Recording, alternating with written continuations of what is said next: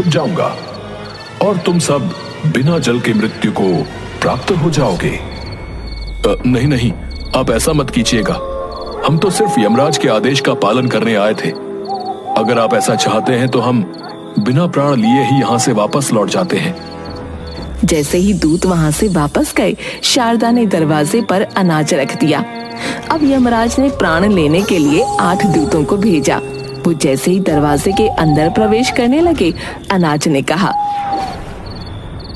इस दरवाजे पर मेरा पहरा है। अगर तुम जबरदस्ती अंदर जाने की कोशिश करोगे तो मैं हमेशा के लिए धरती के अंदर समा जाऊंगा और कहीं पर भी तुम्हें अनाज की प्राप्ति नहीं होगी और तुम सब भूखे मर जाओगे। नहीं नहीं, आप ऐसा मत कीजिएगा। हम तो सिर्फ यमराज के आदेश का पालन करने आए थे। अगर आप ऐसा चाहते हैं तो हम बिना प्राण लिए ही यहाँ से वापस लौट जाते हैं। जैसे ही दूत वहाँ से गए, शारदा ने गाय माता को दरवाजे पर खड़ा कर दिया। इस बार यमराज ने प्राण लेने के लिए 16 दूतों को भेजा।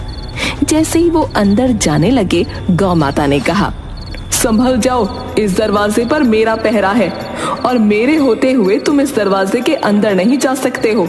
अगर तुमने ऐसा किया तो मैं तुम्हें श्राप दे दूंगी और तुम सदा के लिए पशु बन जाओगे।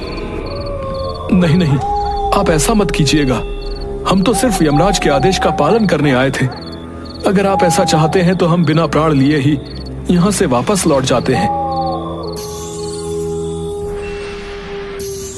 और यमराज को जाकर सारी बातें बताते हैं। ठीक है, अब गणेश के प्राण लेने मैं स्वयं जाऊंगा और देखता हूं मुझे उसके प्राण लेने से कौन रोकता है।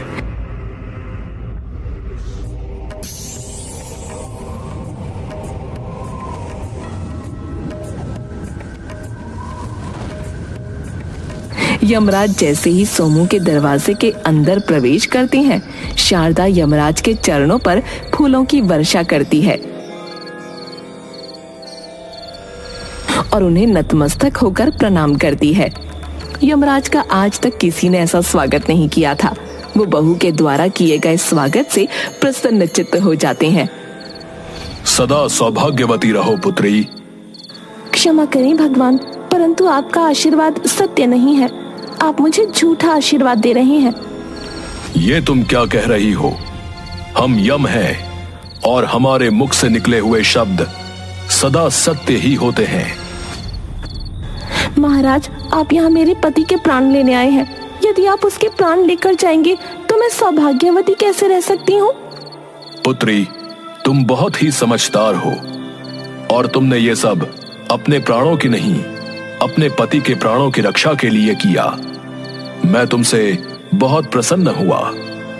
तुम सदा सौभाग्यवती रहोगी और सौभाग्यवती ही इस लोक को छोड़कर जाओगी। ऐसा कहकर यम देवता वापस चले गए। सुबह सोमू और उसकी पत्नी ने जब अपने पुत्र को जीवित देखा और बहू ने रात की सारी कथा उन्हें बताई तो वे दोनों बहुत खुश हुए और उन्होंने शारदा को गले लगा लिया। बेटा, तुमने मुश्किल समय में संयम और समझदारी के साथ काम लिया और ये साबित कर दिया कि सावित्री हर युग में पैदा होती है। हम और हमारा बेटा बहुत भाग्यशाली हैं जो हमारे घर में तुम्हारे जैसी बहू आई। हम धन्य हुए बहू, हमारा जीवन धन्य हुआ। पिताजी, माँ, ये सब क्या हो रहा है? कोई मुझे बताएगा? शारदा, माँ, अरे तुम सब लोगों की आंखों में आंसू क्यों हैं? अब तुझे कुछ जानने की आवश्यकता नहीं है बेटा।